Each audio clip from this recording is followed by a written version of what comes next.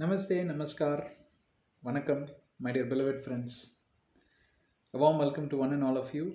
And I strongly believe that you're doing good. Even if it is otherwise, if you're not doing good per se, do not be worried. That is the reason why we are conducting these kind of sessions very, very regularly.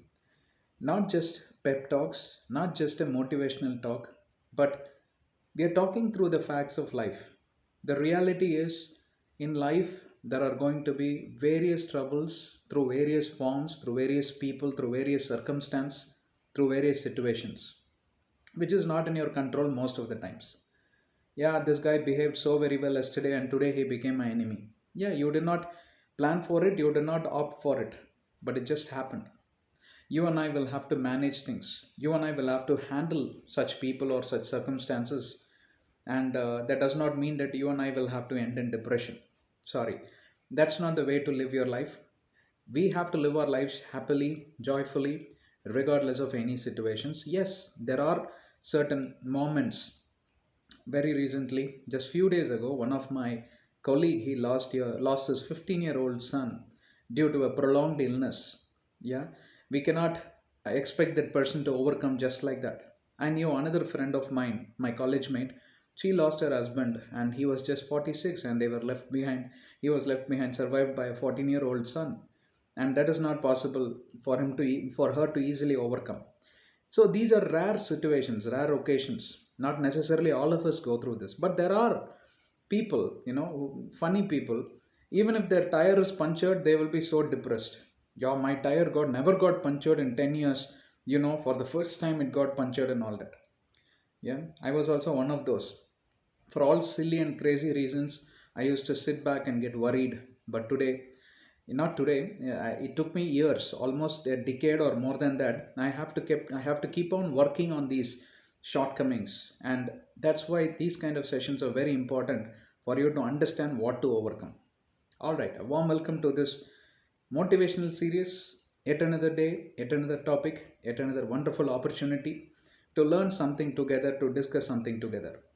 The title of today's topic is a very interesting one. In fact, all of us must, it's like a must know. It's like, must and should.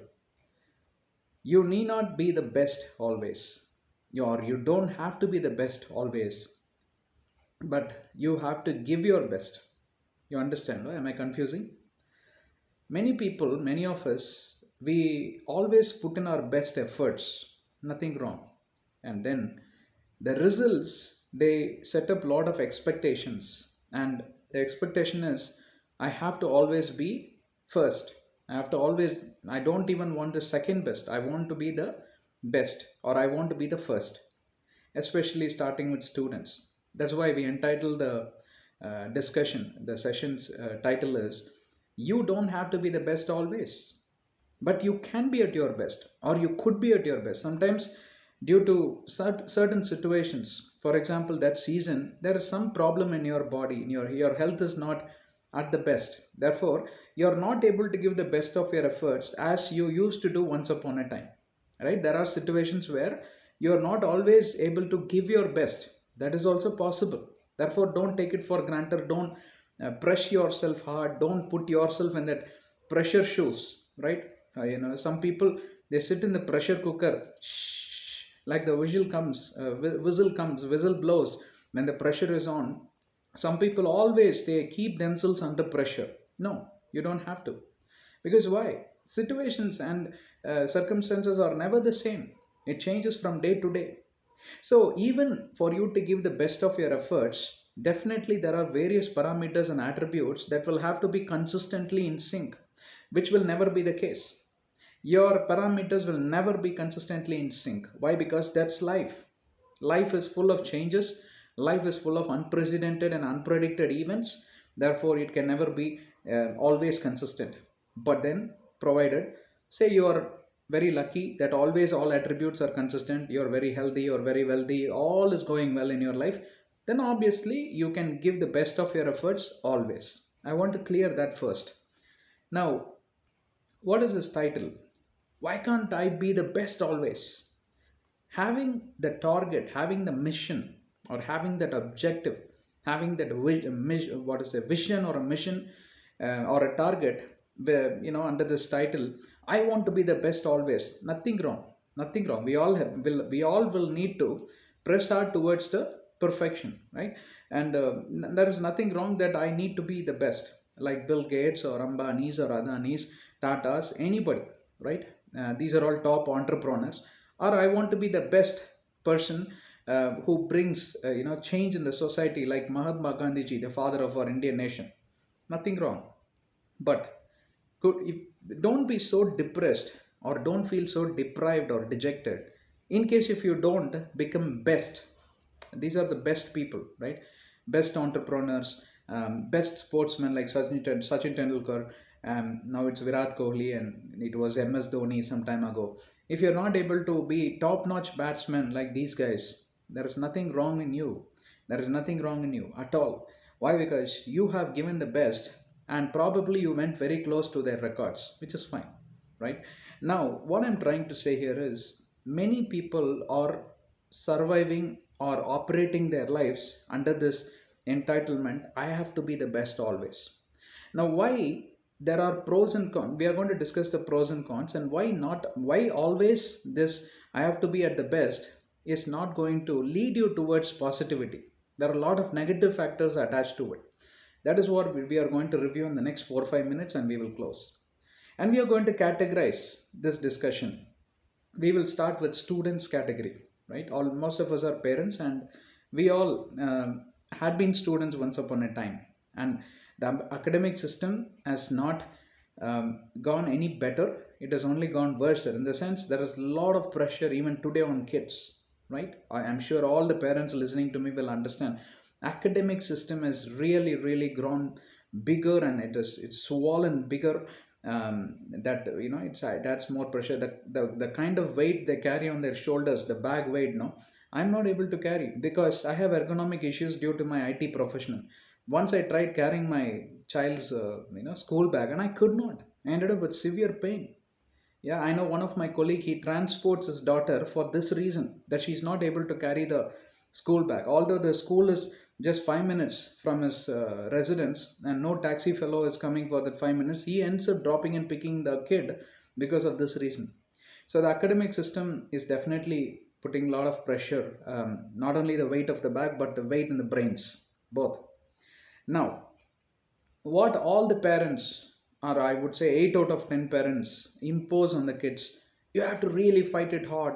Why 5th ranked this time? Why 10th ranked this time? Why only B grade this time? Or if there is a grade system, why not A plus, A plus plus grade, or something like that? There is nothing wrong, but you cannot impose that pressure in the kid. The best phenomena is the kids can never have competitors. They compete. They have to compete with themselves. This is exactly what every parent should encourage the child. In your previous examination, if you have scored 90 percentage, dude, buddy, you really need to target for 91 percentage. Keep working on it. But if the kid ends up with 89 percentage, you don't have to really push them hard, saying that last time 90%, see, you are playing so much, you are doing this much, you're watching television, you're watching mobile. Yes, of course, keep them away from gadgets, I don't disagree with you. But I'm telling you, you cannot you add more pressure. This really builds pressure. And all of us behind the brains, I'm talking about the parents, my kid will have to be the best, my kid will have to be the best. No, just change the language. My kid will have to be at his best. That's it. Put the efforts. That's karma, right? Do your duty without expecting the results. That's it. Encourage the child, and you will see the results. I see the results in my own child, and I have heard this kind of testimony from many parents. The day they stopped pressurizing the children, they have started doing very well in their academics. They have started doing very well in their lives. I know many boy children, they've really gone astray in drug addictions, alcoholic, and this and that. And once I happened to listen to one documentary in the rehabilitation center. They've conducted a research, and the research simply says that most of the kids say that my parents were pressurizing me to study. My one of the guys was almost like a top ranker. He comes second rank, third rank in his in his school, and then even in the college. But that was not enough for the parents. Yeah, they were pressurizing him. Why can't you get 99 percentage? Why can't you get 98 percentage? The guy became a drug addict because of this reason. Yeah, so you need not pressurize the kid, not necessarily at all that he should be the best, but always encourage the child. They could be, they could do their best, right? They need not be the best, but they could do their best. They could put all their efforts to the best of their kind, to best of their knowledge. That's enough. All right. Secondly, coming to the working category, only three categories because we don't have time for everything. Second category is working category. This working category is even more complicated than the student category. Why? Because in the name of promotion, these guys always fight with one another. They bite each other. They don't share knowledge. And they don't share knowledge, or they don't cooperate. They don't work as a team. What happens is, on a longer run, the company will shut down. Because why? Every company needs teamwork. Every company needs that harmony. We have to work as one team. And most of the managers listening to me, they themselves are the spoil sports to build this kind of pressure in the minds of their employees. Why? Because unfortunately, the appraisal system is all about comparison, peer to peer comparison, team to team comparison, and stuff like that, results to result comparison within the same organization, right? And that's the reason the managers always write feedback something like, you are not up to the mark because your colleague, they won't write that in the tool, but they will convey the feedback because your colleague did much more than. There is nothing wrong to compare, but then you got to set the right targets to your employees. You really have to set the platform. Sometimes what happens is there is a role conflict, and this guy will be sitting and watching who is performing the best. No, there cannot be role conflict. So define your roles in such a way that they don't end up conflicting with each other or competing with each other for the same role, for the same kind of work. The work should be uniquely defined. Yeah, and the problem starts from there, and it ends up with an employee. And that's the reason the employee is underperforming. Why? Because he's always under pressure. See, when you're under pressure, there are very few exemptions like MS Dhoni, who always wanted to, hit 12 runs in two balls. But not all, finishers want to do that. They really want to chase the target much before ahead. Therefore, they need not hit two sixers in last two balls. Very few exceptions like MS Dhoni. But then, most of us don't want to end up in such pressures. Correct or not? You agree with me? That's why it's very, very important to lay down a structure. Now, employees listening to me, if you don't fall in that structure, if your work is not organized, if you're not enjoying your work, you're consistently having that pressure, there is an open door policy in every company, right? But your manager will always say, you should be the best, you should be the best. If there are 10 people in the team, not all 10 can be the best. If all 10 are best, they don't need a manager. Do you know that? You should tell that to the manager. Hey, you will lose your job, man. If we all 10 are, the best, then we don't need you, because we are a self-empowered team. We are a self-organized team, right? That's actually a stupid principle. You should not pay attention to that, because in the world, all of us are not the same. We are unique of our kind, of our behavioral pattern, of our IQ.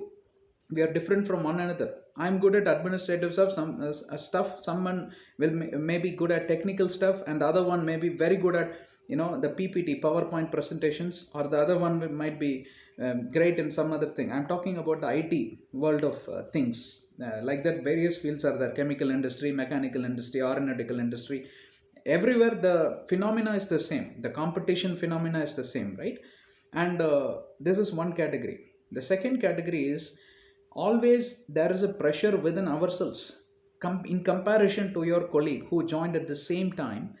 That, see, we both joined at the same time. Today he is a director, I am still sitting in the same level. You see, you don't have to feel so dejected and deprived.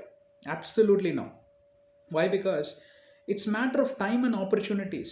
Probably the guy landed in a place where the growth pattern was really, larger or greater or better than the tower where you have landed, the business tower where you have landed.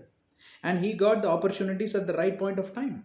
And you don't have to feel so sorry about it. Why? Because not all of us can grow in the same pace. Not all of us can get promotions at the same time. If that were to be the case, the world will end right now. Right now. Because why?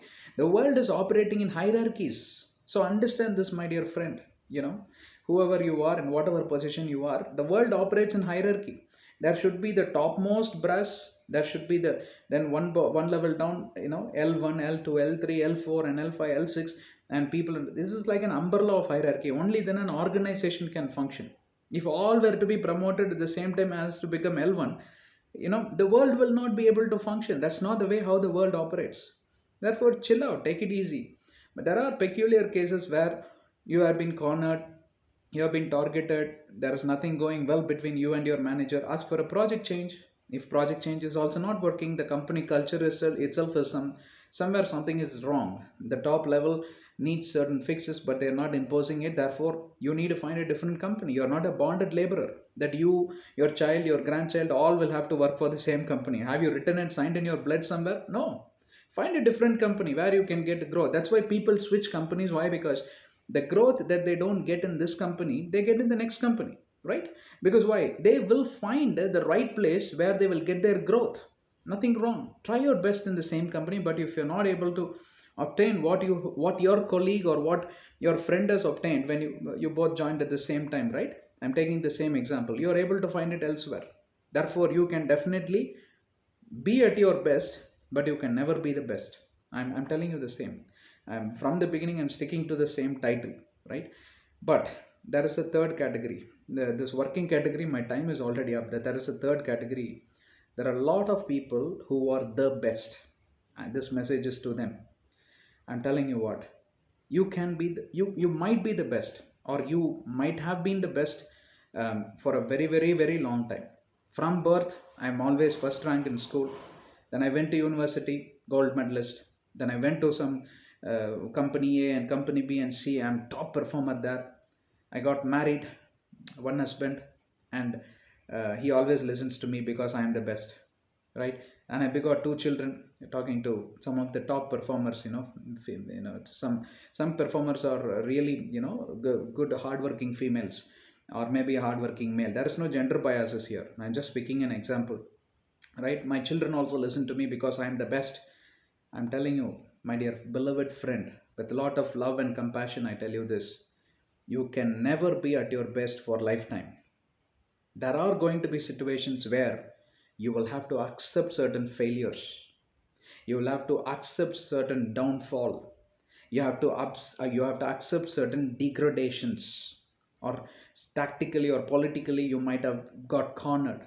Such people who don't have the mentality, who don't have the behavioral pattern to accept, to embrace failures tightly as much as they embrace success tightly. I'm not saying you should always embrace failure tightly. Oh, I'm a failure, I'm a failure. Not like that. But then once you embrace tightly the failure, the immediate next course of action would be, how can I overcome this failure? Because you had been a veteran, right? You had been always at success, and you definitely know how to take the success path. But unfortunately, you had not gone through failure for a very long time. You were at your best and you were the best. There are people belonging to this category. To such people, this message is: you are the most dangerous people to yourself. You are the most dangerous person to the society also sometimes. Why? Because you are not ready to accept that failure or someone else performed better than you. You inculcate this kind of revengeful attitude, avenging attitude, waiting for your chances to somehow pull down this guy. It's like a crab race. Crab will pull one another downwards, and then nobody will climb up. Yeah. And what happens is, because of this attitude, the company suffers. If there are 10 people like this in the company, where there is a strength of 100 people, the total strength is 100 people, imagine. If there are 10 people with this attitude, nobody can climb more than me, nobody can grow better than me, I want to be the best always, the company will shut down in months. Trying to tell you this. You should always have that attitude to accept the failure. Sometimes failure need not be necessarily a failure. The failure could be that someone else outperformed you, someone else is better than you. You really need to accept, you need to respect that person's IQ, right? And learn. Learning is always nice. Not necessarily you should know everything in your life. That's why I'm saying you can never be the best always. There are always, the life is full of learning, right? The life is a journey, and at the same time it's full of learning. And always learn. Therefore you can keep on improving. on the areas where you are not the best. I'll tell you what, if you have this attitude, if you are having this attitude of learning and accepting your shortcomings and accepting someone who has outbeaten you, I'll tell you, in matter of time, you will be the best. One of the guys whom I admire the most is Mr. Ratan Tata. The guy never got married because he said, I'm married to the business. The day I took over, I'm married to this business. My heart, soul, life, everything I dedicated. Today, also, you can see all the Tata products, right from the automobiles, the salt, everything. There is a speciality. The Tata products are really made for, with quality and all that. I'm not saying other products are bad, but Tata has that speciality. Right from 17th century, the people are in this business, and Tata is the only company which has established its business across the globe more than any entrepreneur. You can Google if you don't believe me, you will be surprised, right? And they are the wealthiest company that I've ever known in India, right? Right now, Ambanis and Adanis are trying to overtake, but Tata holds this speciality. Why? Because it's in their bloodline, right? To be the best, right? But the same Ratan Tata also had written down lots of philosophical messages he has given, that he has also gone through lots of downs. Yeah, at some point of time, whatever they tried to release in the market did not do well, but they kept on working on that, and today they are the number one automobile sellers. Some point of time, everyone used to mock at Tata cars, but Tata is the top selling car now, right? Not without a failure, he became the best. I can go on and on, beloved, with so many examples, but I think this is enough. Do your best, but never ever get dejected if you are not the best. All right. God bless you. Take care. And please subscribe to our channel. There are lots and lots of motivational videos which you may not have seen. Go to our playlist. Please, this is all going to only help you. Therefore, do watch and feel encouraged. Be cheerful and encourage others to, and share these channel details. Right? Let others also go through these videos, and it'll only help you. Right? Thank you very much. Stay tuned. Stay connected. I'll meet you soon. Namaste.